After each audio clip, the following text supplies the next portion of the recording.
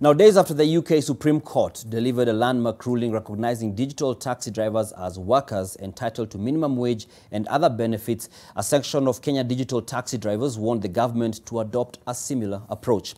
Victor Kiprop reports on the intrigue surrounding the vexed relationship between taxi drivers and digital taxi apps and their quest to assert their employment status. When they first arrived in 2015, digital taxi apps seemed like the solution to a big problem, that of connecting the taxi driver with the client.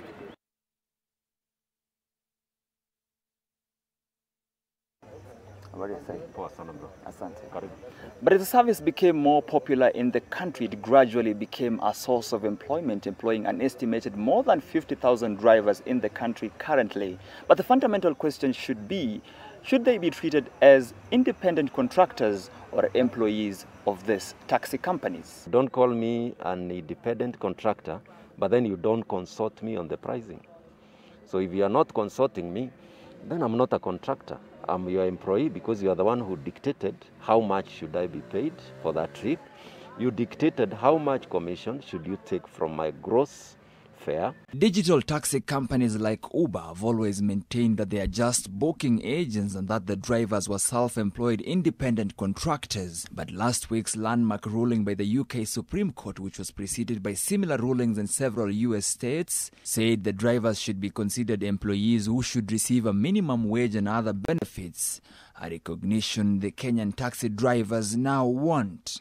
I do not have a space where I can click and say no to this service agreement on the basis of 1, 2, 3. It's just something where you are asked, you must check, accept for the app to work. We are calling upon the CS for Labour, Honorable Chelugui, to move with speed and ensure that all Kenyan drivers working under the digital taxi platform start enjoying the labour rights. Contacted, Labour Cabinet Secretary Simon Chelugui told NTV, and I quote, "The UK ruling is only binding to UK jurisdiction and not Kenya. It's only persuasive to our context. Kenyan labour law has not changed, and to include this in our laws would be subject of due process."